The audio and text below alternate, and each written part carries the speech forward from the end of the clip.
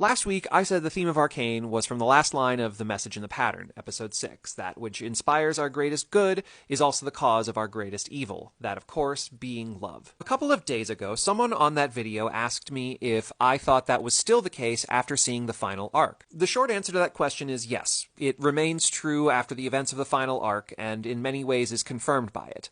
What I did gain after watching the final arc was a bit of a clarification of sorts, and that while love does not have a morality, it cannot be good or evil in and of itself, there is something done with it that tends to lead characters in one direction or the other. That's not quite right. What it is saying is that there is a choice about what to do with love that is the best one. What really clarifies this for me is that every single character has made this choice both correctly and incorrectly. Correctly and incorrectly in the way the show is phrasing it. You see, first you have to look at a bit of a recurring theme with characters who are harmed by another character's expression of their love. And most of the time that tends to come down to characters who are attempting to protect another. And that is not to say that the message of the show is trying to say that protecting another person is wrong. The distinction of protection is actually one that I'm not even sure the characters who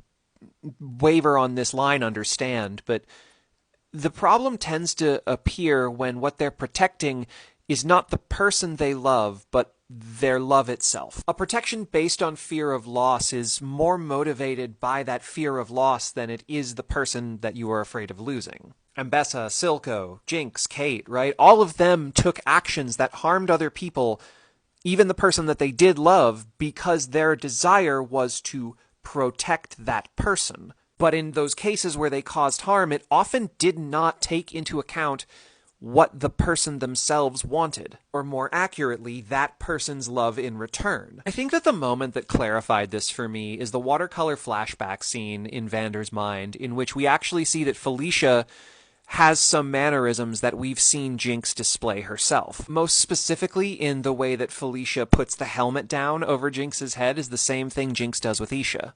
It is Jinx sharing the love of her mother with Isha that brings her back to empathy. Or in the previous episode when Vi, embracing Vander, reaches out to Jinx to share their love of their father together. Whenever Caitlyn mirrors Vi's caress of the cheek, the nonverbal way that Vi has been telling people that she's loved them her whole life. When Echo shares with Otherworld Powder what he knows her sister to be in his world and brings her in on his project. When you look at Victor and Jace's entire relationship and the love they share with each other, and the knowledge and the innovations that they share with each other to build something, a shared dream. When Caitlyn and Jinx, somewhat irrespective of each other, decide that they're going to share their love of Vi between them so that Vi can share her love as well. The love that Jace has for the things that made Victor Victor and made Victor want to connect to everybody. Heimerdinger sacrificing himself so that other people can experience a fraction of what he has seen. Yes, love does not have a morality. It cannot be good and evil in and of itself.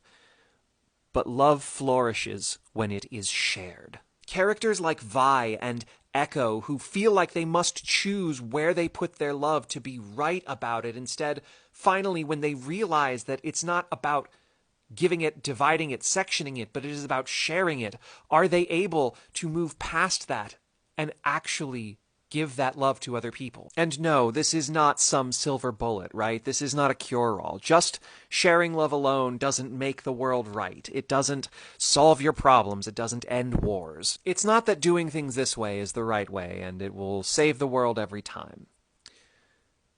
But time is finite. Life is finite.